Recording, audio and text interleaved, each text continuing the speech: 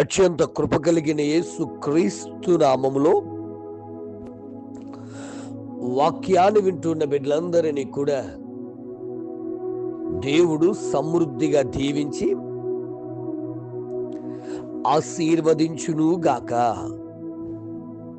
ఆమేన్. ప్రియ దేవుని బిడ్డలారా, అందరూ ఎలాగున్నారు? బాగున్నారా? అందరూ ఆరోగ్యంగా ఉన్నారు నాన్న? ఎవరికైనా బలహీనంగా ఉందా? మరి ఎగ్జామ్స్కి పిల్లలు బాగా చదువుతున్నారు కదూ. ఎగ్జామ్స్ ఇంటర్మీడియట్ పిల్లలకైతే మార్చి 1 నుంచి, 10th క్లాస్ పిల్లలకు 17th నుంచి. పిల్లలు బాగా చదవండి. ఫేర్వెల్ పార్టీలు, ఆ పార్టీలు అని చెప్పి సమయాన్ని వ్యర్థపరచకండి. ఎందుకంటే సమయం అత్యంత విలువైంది. చాలా జాగ్రత్త. చివరి కాలం కదా, స్కూల్ డేస్ చివరి కాలంలో ఉన్నాం. ఎంజాయ్ చేద్దామని చెప్పి రకరకాల వేషాలతో వారి జీవితాల్ని పాడు చేసేటువంటి వ్యక్తులు ఉన్నారు. కాబట్టి 10th క్లాస్ పబ్లిక్ ఎగ్జామ్ రాసే పిల్లలు, ఇంటర్మీడియట్ సెకండ్ ఇయర్ పిల్లలు, మీ జీవితాలు చాలా జాగ్రత్తగా కాపాడుకోవాలన్న. అనేక మంది మన జీవితాలను పాడు చేయడానికి, మన ఆధ్యాత్మిక జీవితాలను నాశనం చేయడానికి రెచ్చగొట్టి ఆ పనికి మాలిన సినిమా పాటలకు, ఫేర్వెల్ పార్టీలు, డ్యాన్సులు వేయించేవారు ఉంటారు. జాగ్రత్త. చాలా పవిత్రంగా కాపాడుకోవాలి. ఓకేనా? మంచిది.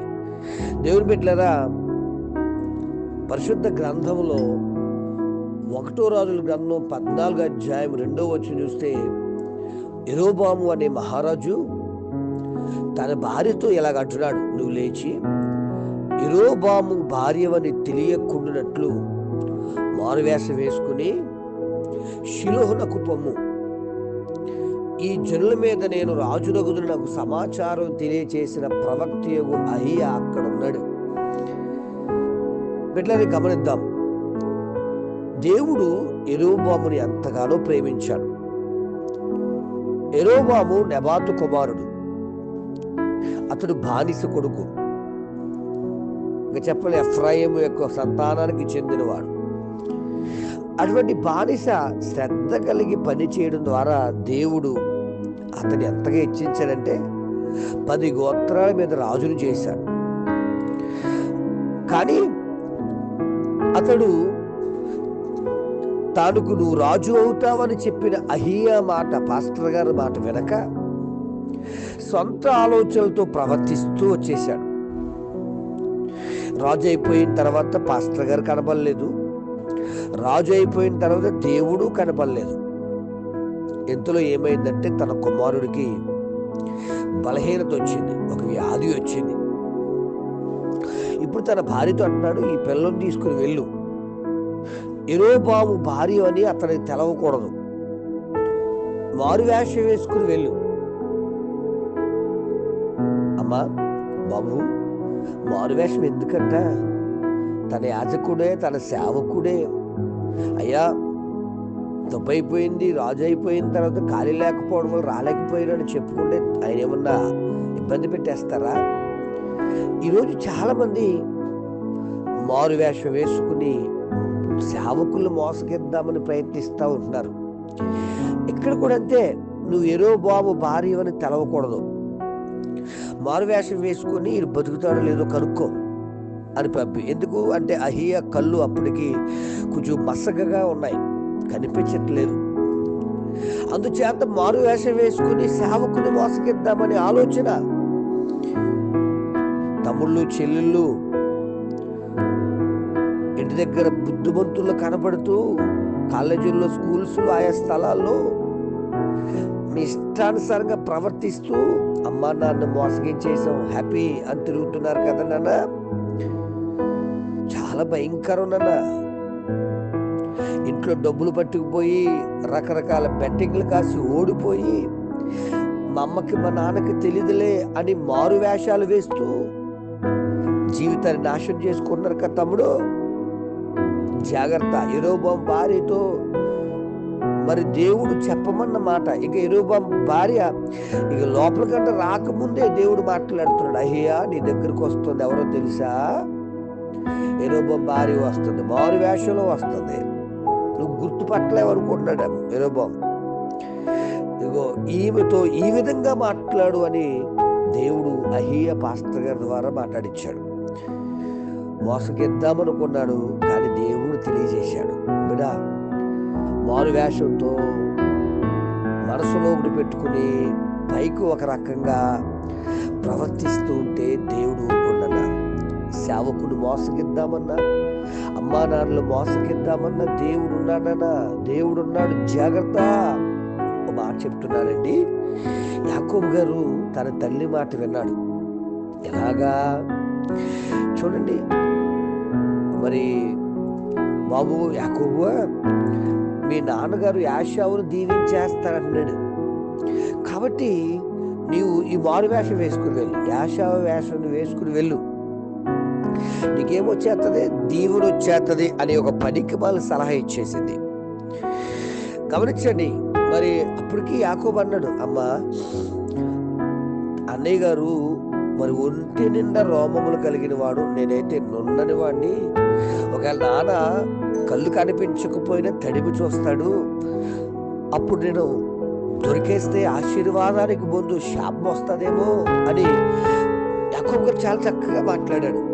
కానీ ఆ తల్లి చెప్పిన మాటను బట్టి ఇప్పుడు తండ్రిని మోసగించడానికి తల్లి ప్రేరేపణతో బయలుదేరాడు. బిడ్డలారా, కుటుంబాల్లో అమ్మ పార్టీ నాన్న పార్టీ అని కాదు, పిల్లలు ఇద్దరికి సపోర్ట్గా ఉండండి, పేరెంట్స్ ఇద్దరిని సమానంగా చూడండి. దయచేసి జాగ్రత్త. యాకోబు గారు మరి యాషావు గారు వేషం వేసుకెళ్తున్నాడు, వారు వేషం వేసుకెళ్తున్నాడు. యాకోబు గారు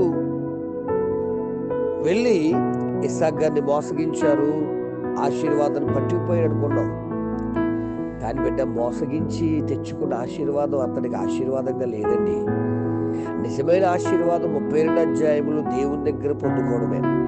చూసారా, మారు వేషంతో తల్లి ఆ పాస్టర్ గారిని మోసగిద్దామని బయలుదేరిన యెరొబాము కుటుంబం ఆశీర్వాదకరంగా లేదు.